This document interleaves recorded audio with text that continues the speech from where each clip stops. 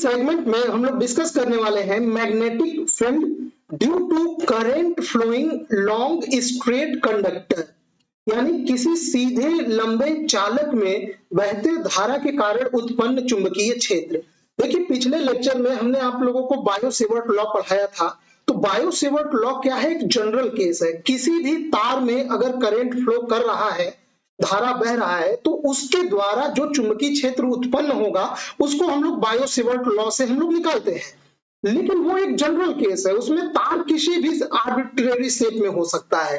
अब हम लोग कुछ स्पेशल केस देखते हैं, जैसे मान लीजिए तार क्या है, बिल्कुल सीधा स्ट्रेट हो, या फिर तार को आप लोग एक कुंडली लूप भी बना सकते हैं।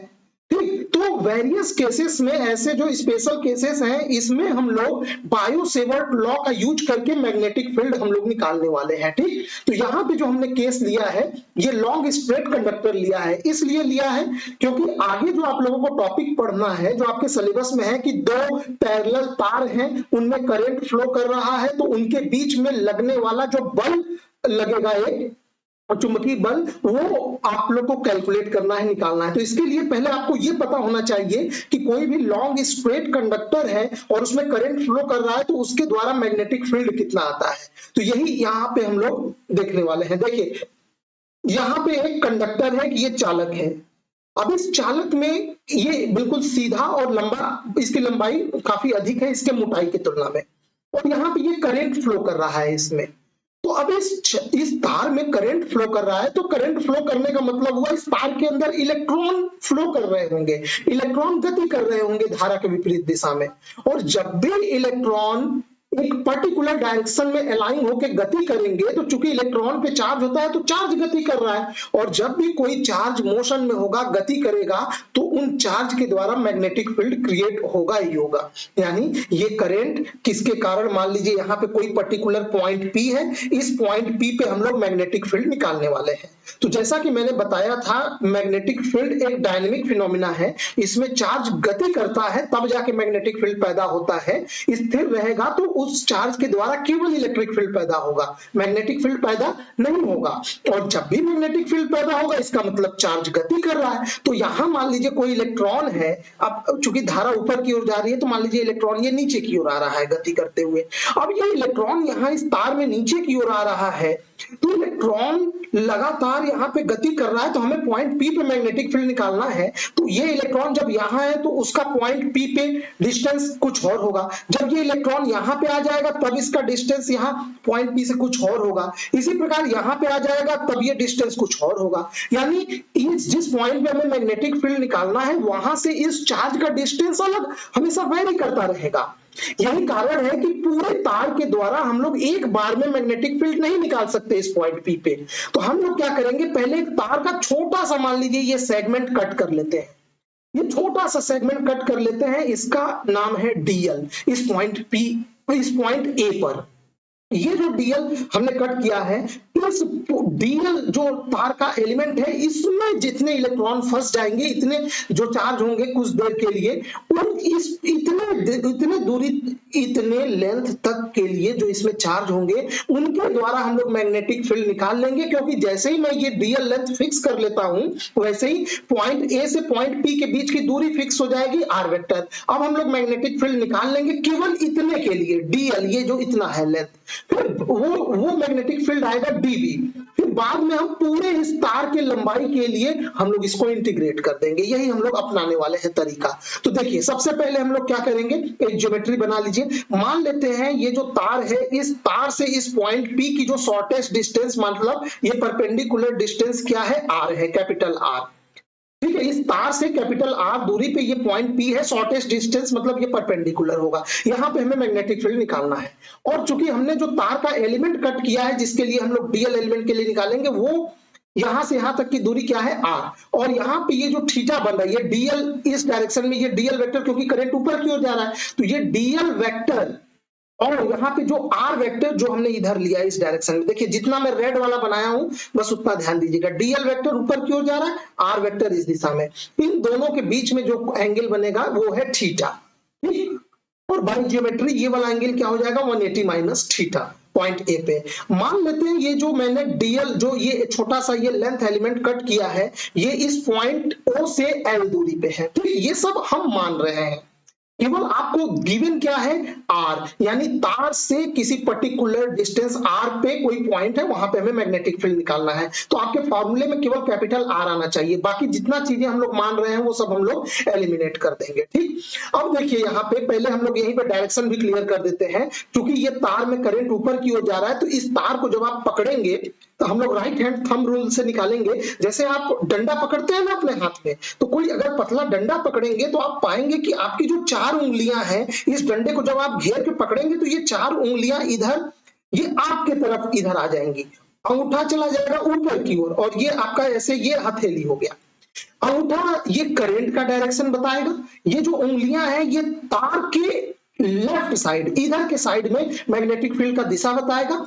तो जब आप इसको पकड़े हैं तो उंगलियां आपकी ओर आ रही हैं, इसका मतलब यहाँ पे जो मैग्नेटिक फील्ड का दिशा होगा वो इस प्लेन, यानी जो आपका मोबाइल का प्लेन है, जो पेपर का प्लेन है, उसके लंबवत बाहर की ओर निकलता हुआ दिखाई देगा।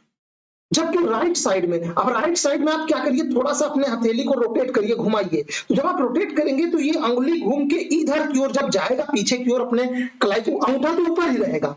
तो इसके राइट साइड में, इस साइड में ये चारों उंगलियां आप प्लेन ऑफ पेपर के अंदर की ओर जाती हुई दिखाई देंगी, आपकी आंखों से दूर दूसरे साइड। यानी इधर जो मैग्नेटिक फील्ड होगा उसको हम लोग क्रॉस से दर्शाएंगे, मतलब मैग्नेटिक फील्ड इस प्लेन ऑफ पेपर के अंदर की ओर जा रहा है। क्योंकि ये तार है ना, तो जब भी इसके द्वारा मैग्नेटिक फील्ड बनेगा वो एक क्लोज लूप बनाएगा। मैग्नेटिक फील्ड तो वैसे भी मैग्नेटिक फील्ड की लाइनें क्लोज लूप बनाती है। ये लाइन कैसे होगा, इस साइड से ये लाइन तार के दूसरी तरफ जाएगा, ये और वो तार की दूसरी तरफ से घूम के इधर बाहर आएगा, फिर तार को इधर से घूमते हुए फिर ये यहाँ पे अंदर चला जाएगा। ठीक है ना, ये ऐसे एक सर्कुलर लूप बनाएगा। इस साइड जो मैग्नेटिक फील्ड की लाइनें हैं वो अंदर की ओर जाती हुई दिखाई देंगी, और चूंकि वो तार को दूसरे तरफ से फिर वापस ये आएगा सर्किल बनाते हुए। मान लीजिए ये एक सर्किल है, मान लीजिए एक रिंग है, इस रिंग में ये तार फंसा हुआ है, तो इधर वाले ये राइट साइड में ये लाइनें अंदर की ओर जाएंगी, और उधर पीछे से घूम के ये लेफ्ट साइड में ये लाइनें बाहर की ओर आती हुई दिखाई देंगी। समझ गए ना, ये रिंग 3D में इमेजिन करिएगा, ये तार इसी प्लेन में है, बट रिंग 3D में सोचिए तो ये रिंग नुमा एक ये मैग्नेटिक फील्ड की लाइनें बनेंगी, और ऐसे इसका डायरेक्शन होगा। मतलब इस तरफ अगर मैं डायरेक्शन दिखाता तो डॉट से दिखाता, क्योंकि वो बाहर है। इस तरफ दिखा रहा हूं तो यहाँ पे मैंने क्रॉस से दिखा दिया है। समझ में आया ना, अब ये डायरेक्शन भी क्लियर हो गया। अब जल्दी से हम लोग इसका मैग्नीट्यूड निकाल लेते हैं। तो मैग्नीट्यूड निकालने के लिए यहाँ पे देख लीजिए, consider a long conductor carrying current I, let P is the point at distance capital R from the conductor at which the magnetic field is to be determined। मतलब माना किसी सीधे लंबे चालक में आई धारा बह रही है, जिससे R दूरी पर स्थित कोई बिंदु P पर हमें चुंबकीय क्षेत्र ज्ञात करना है। Let dl is the current element and r is the displacement vector from a to p। ये सब मैं आपको डायग्राम में समझा चुका हूं। Here OP इक्वल टू क्या हो जाएगा, R and OA equal to L। एक बार और देख लीजिए, ठीक है, वैसे सारा चीज मैं समझा चुका हूं। OP ये कैपिटल R है, O से A L है, और ये है R है। तो यहाँ पे एक आपको राइट एंगल ट्रायंगल बनता हुआ दिखाई दे रहा है ना, जिसका आपको कर्ण ये हो गया आधार, और ये हो गया लंब। समझ में आया ना, इसका हम लोग यूज करेंगे पाइथागोरस प्रमेय का यहाँ पे। ठीक, अभी हम लोग फिलहाल आते हैं मैग्नेटिक फील्ड पे, तो हम लोग यूज करेंगे, हमारे पास केवल बायो-सेवर्ट लॉ ही है मैग्नेटिक फील्ड निकालने के लिए। तो बायो-सेवर्ट लॉ क्या कहता है, द मैग्नेटिक फील्ड इंडक्शन। देखिए ये जो बी होता है ना, इसको मैग्नेटिक फील्ड या मैग्नेटिक इंडक्शन बोला जाता है। कभी भी मैग्नेटिक फील्ड इंटेंसिटी मत बोलिएगा, ये मैं आपको आगे बताऊंगा। देखिए जैसे ई जो होता है इलेक्ट्रिक फील्ड में, ये इलेक्ट्रिक फील्ड इंटेंसिटी होता है, जबकि बी में ये मैग्नेटिक इंडक्शन होता है, जिसको हम लोग ऐसे ही रॉ भाषा में मैग्नेटिक फील्ड बोल देते हैं। कभी भी बी को मैग्नेटिक फील्ड इंटेंसिटी मत बोलिएगा। मैग्नेटिक फील्ड इंटेंसिटी को हम लोग एस से दर्शाते हैं, उसको मैं आगे पढ़ाऊंगा। इसी प्रकार ये इलेक्ट्रिक फील्ड इंटेंसिटी है। एक इलेक्ट्रिक इंडक्शन भी होता है, इलेक्ट्रिक फील्ड इंडक्शन, वो होता है डी, जिसको डिस्प्लेसमेंट, इलेक्ट्रिक डिस्प्लेसमेंट वेक्टर भी बोलते हैं। ठीक है ना, इलेक्ट्रिक फील्ड के लिए ये दो वेक्टर्स होते हैं, E vector, D vector. D vector तो शायद आप लोगों को मैं पढ़ा भी चुका हूं। H vector magnetic field intensity होता है, बी होता है मैग्नेटिक फील्ड। ज्यादातर इलेक्ट्रिक फील्ड के फार्मूले में हम लोग इलेक्ट्रिक फील्ड इंटेंसिटी यूज करते हैं, जबकि मैग्नेटिक फील्ड के फार्मूले में मैग्नेटिक इंडक्शन यूज करते हैं। ये दोनों भी, इनका भी ये क्या मतलब है ये आगे मैं समझाऊंगा इनका। तो आगे देखिए, the magnetic field induction at point P due to current element dl is, वो क्या हो जाएगा, आप लोग बायो सेवर्ट फॉर्मूला जानते हैं, वो मतलब उस छोटे से लंबाई कि पूरे तार में इस छोटे से तार की इस लंबाई जो कि यहाँ इस पॉइंट P से r दूरी पर है, इसके द्वारा मैग्नेटिक फील्ड ये dB है और वो होगा mu naught by 4 pi I dl cross r बटे r क्यूब। इसको मैग्नीट्यूड फॉर्म में लिख देते हैं, मैग्नीट्यूड फॉर्म में dB equal to mu naught by 4 pi I dl sine theta r। क्यों? क्योंकि देखिए यहाँ पे म्यू नॉट बाई 4 पाई, ये I वैसे ही रहेगा, ये dl into mod r into sine यहाँ पे थीटा कितना था, थीटा बटे आर क्यूब है, तो ये आर स्क्वायर बार में इसको कट कर देगा और ये DL sine theta by R square हो जाएगा। समझ में आ रहा है? तो ये इसको इक्वेशन 1 मान लेते हैं। अब इस फॉर्मूले में से ये तो केवल और केवल उस छोटे से लंबाई डीएल के द्वारा मैग्नेटिक फील्ड आया है, हमें तो पूरे तार के लिए चाहिए ना। तो सबसे पहले हम यहाँ पे डीएल को हटाते हैं क्योंकि एल तो हमने माना है ना, आपको पूरा फॉर्मूला आर के टर्म्स में आना चाहिए। तो ये डीएल, इसको रिप्लेस करने के लिए हम लोग पहले ट्रायंगल में कुछ ज्योमेट्री लगाते हैं ताकि ये डीएल रिप्लेस हो। एक्चुअली हम लोग ये जो इंटीग्रेशन इसका करेंगे ना, क्योंकि जब पूरे तार के लिए हम जब इसको इंटीग्रेट करेंगे तो मैं इंटीग्रेशन थीटा पे करना चाहता हूं, यानी डी थीटा, बट यहाँ पे डीएल है, डी थीटा पे इसलिए करना चाहता हूं कि मुझे ये पूरा तार कवर करना है और यहाँ आपके प्रॉब्लम में ये नहीं दिया है कि तार की लंबाई कितनी है। अगर दिया रहता कि तार की लंबाई मान लीजिए 100 मीटर है तो हम इंटीग्रेशन 0 से 100 मीटर पे लगा के उसी को सॉल्व कर लेते हैं, बट यहाँ पे तार की लंबाई दी ही नहीं है, तार पूरा मुझे नहीं पता तार का लेंथ कितना है। तो जब आप इंटीग्रेशन लगाएंगे, डीएल में इंटीग्रेट करेंगे तो इसके लिमिट कहां रखेंगे, क्या रखेंगे,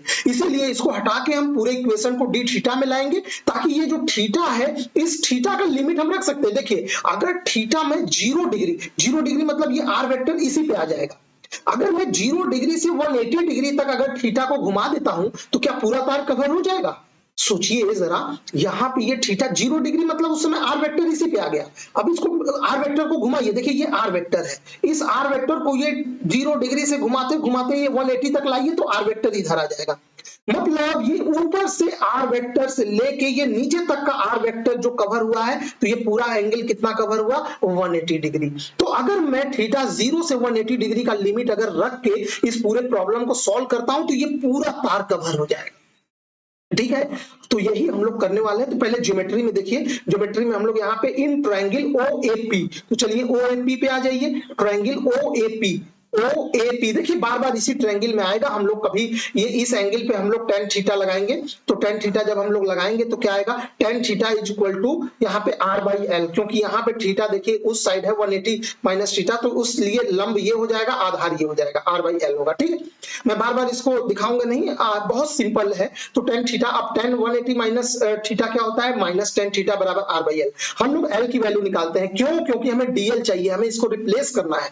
तो l बराबर माइनस आर टेन थीटा यानी माइनस आर कॉट थीटा, इसको डिफरेंशिएट कर दीजिए। तो dl बराबर माइनस आर, यहाँ कॉट थीटा का differentiation minus cosec square theta into D theta, minus minus plus हो जाएगा और यहां से ये dl बराबर आ गया R cosec square theta into D theta. बस हमारा काम हो गया। हम लोग इस फॉर्मूले में अब डीएल को रिप्लेस कर देंगे। तो चलिए डीएल को तो रिप्लेस कर दिए, पर हमें आर को भी रिप्लेस करना होगा, क्योंकि आर तो हमारे द्वारा प्रॉब्लम में मानी गई दूरी है पॉइंट पी से, वो जो डीएल एलिमेंट मैंने तार का कट किया था। हमें फॉर्मूला लाना है कैपिटल आर के टर्म्स में, तो हमें small R and capital R में एक रिलेशन चाहिए बाद में रिप्लेस करने के लिए। तो इसके लिए हम लोग उसी ट्रायंगल में साइन थीटा लगाते हैं। तो साइन 180 माइनस थीटा बराबर क्या हो जाएगा, आर यानी यहाँ पे लंब बटे कोण, तो यहाँ पे r बाई स्मॉल r, यहाँ से हमें स्मॉल r बराबर कैपिटल R कोसेक थीटा। तो देखिए स्मॉल r और कैपिटल R में एक रिलेशन हमें मिल गया। ठीक, एक रिलेशन मिल गया। अब हम लोग इन तीनों इक्वेशन को क्या करेंगे, कंबाइन करेंगे और ये दोनों मान यहाँ से r और ये dl का मान हम लोग ले जाके ये जो इक्वेशन है इस इक्वेशन में रख देंगे। तो देखिए जैसे ही इस इक्वेशन में मान रख देंगे, आप लोग इसको देखिएगा, बिल्कुल सिंपल है, मान रख देंगे तो ये इक्वेशन बन जाएगा। इसमें से कुछ ये फैक्टर कैंसिल आउट हो जाएगा, एक r भी कैंसिल होगा, तो ये एक सिंपल सा इक्वेशन बन गया।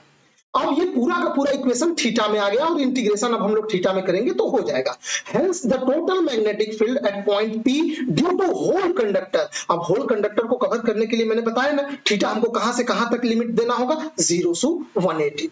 0 to 180 अगर हम लोग दे दे लिमिट तो हमारा काम हो जाएगा। तो यहां से ये हम लोग इंटीग्रेट कर देंगे इसको, क्योंकि बाकी सब कांस्टेंट हो गए, इंटीग्रेशन थीटा पे है तो केवल sin थीटा का इंटीग्रेशन होगा, वो होगा माइनस cos थीटा। अब यहाँ पे हमने ये लिमिट रख दिया, upper limit 180, lower limit 0 degree, और यहाँ पे ये माइनस माइनस, ये चूंकि cos 180 का मान -1 होता है और यहाँ पे cos 0 का मान क्या होता है, वो तो 1 होता है, तो ये माइनस माइनस इसको प्लस कर देगा, ये इसका मान चूंकि -1 होता है तो अगेन ये माइनस माइनस प्लस हो जाएगा। तो यहाँ पे 2 आएगा, 2 से ये 4 को काटेंगे 2 बार में, और यहाँ पे एक बहुत ही अच्छा सा फॉर्मूला आ गया B equal to mu naught I by 2πr। यानी कोई भी एक लंबा सा एक कंडक्टर है स्ट्रेट, उसकी लंबाई उसके मोटाई की तुलना में बहुत ज्यादा है, उसमें अगर I करंट फ्लो कर रहा है तो इस तार से किसी पर्टिकुलर पॉइंट P पे जो R दूरी पे है तो यहाँ पे जो मैग्नेटिक फील्ड आएगा वो हम लोग इस फॉर्मूले से कैलकुलेट कर लेंगे। म्यू आप सभी लोग जानते हैं, इसको परमिएबिलिटी बोला जाता है, शायद चुंबकशीलता हिंदी में ऐसी कुछ होता है, एक बार आप लोग देख लीजिएगा, मैं हिंदी वाले पे थोड़ा सा कंफर्म नहीं हूँ, चुंबकशीलता ही शायद ऐसी कुछ होता है, परमिएबिलिटी इंग्लिश में बोलते हैं। ठीक, तो ये इसका मैग्नेटिक फील्ड आ गया। कमेंट में आप लोग बताइएगा क्या मैं सही बोल रहा हूँ कि गलत बोल दिया। ठीक, मेरे ख्याल से इस वीडियो में आप लोग अच्छे से समझ गए होंगे, कॉन्सेप्ट भी आपको समझ में आया होगा कैसे क्यों किया जा रहा है। ये फॉर्मूला आप लोगों को ये मतलब इसलिए आप लोग हो सकता है ये डायरेक्ट एग्जाम में ना पूछे, लेकिन पूछता है, लेकिन आपके ये पूछेगा, ये सिलेबस में डायरेक्ट लिखा भी है, force between parallel wires carrying current. तो इसी के लिए, इसी टॉपिक के लिए मैं वो फॉर्मूला पढ़ा रहा था। ये टॉपिक चूंकि हम लोग अगले वीडियो में करेंगे, अभी क्या है कि ये मतलब ज्यादा लंबा हो जाएगा लेक्चर। ठीक है, वीडियो देखने के लिए आपका बहुत बहुत धन्यवाद।